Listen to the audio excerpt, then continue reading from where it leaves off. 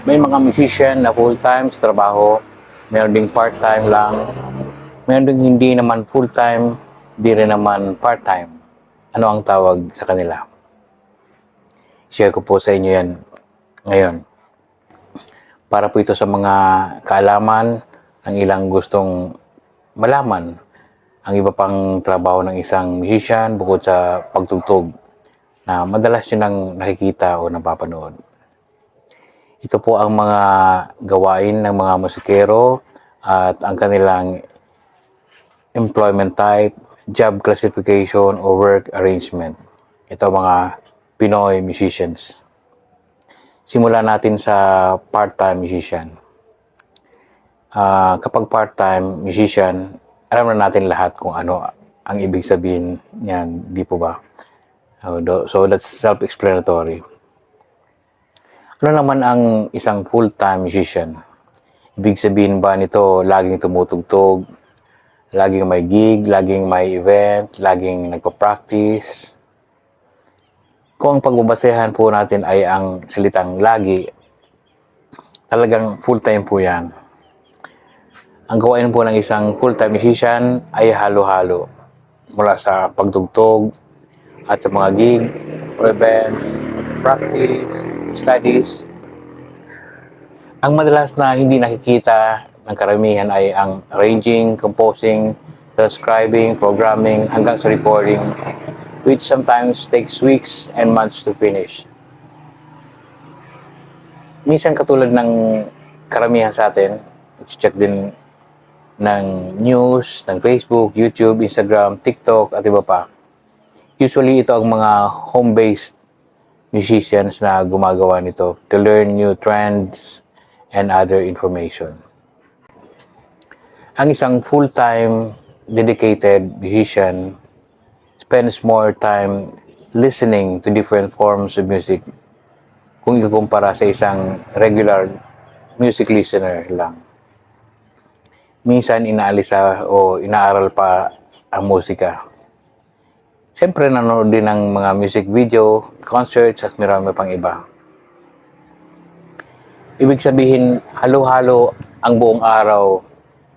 Laging nasa isip ang musika mula sa pagising, pagkain, pag-CR at sa kahit anong gawain hanggang bago matulog. Siguro sasabihin ng iba, OA naman na halos lahat na lang lagi nasa isip music. Ang importante po kasi sa isang full-time musician ang mental, emotional, and physical preparation. Ito ang malaking pagkakaiba ng full-time musician at part-time musician. Tuwing may big projects, special shows, concerts, recordings, asahan nyo na kailangan talaga dyan ay full-time musician. Mga out-of-town stints at maging sa abroad na doon nagpe-perform, umaabot ng ilang buwan o taon bago makauwi. Nakatuon ang mga ginagawa nila sa performance. Yan ang mga full-time musicians.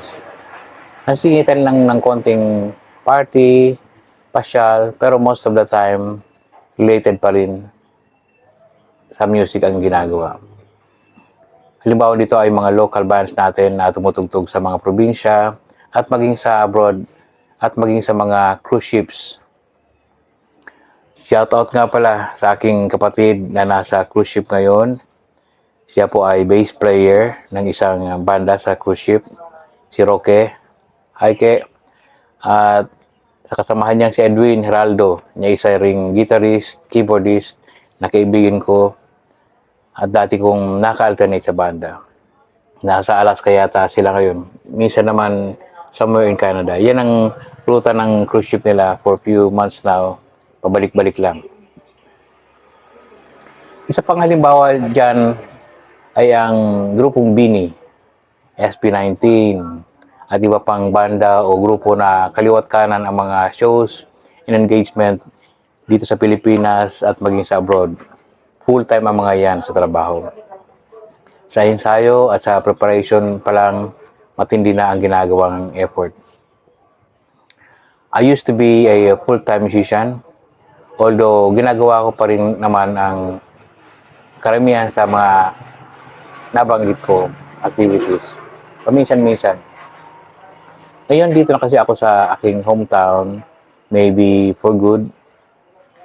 Dito nasisingitan na ang aking music activities ng ibang gawain at responsibilities, pero hindi naman po ako part-time musician.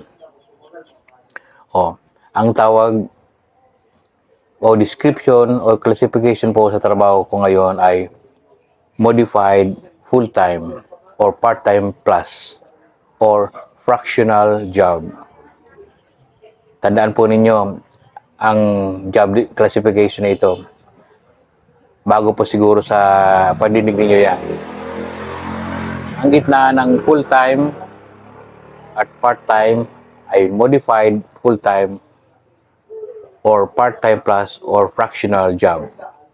Applicable po yan sa mga musician na katulad ko at applicable din po sa kahit anong trabaho na may katulad na setup. Now you know.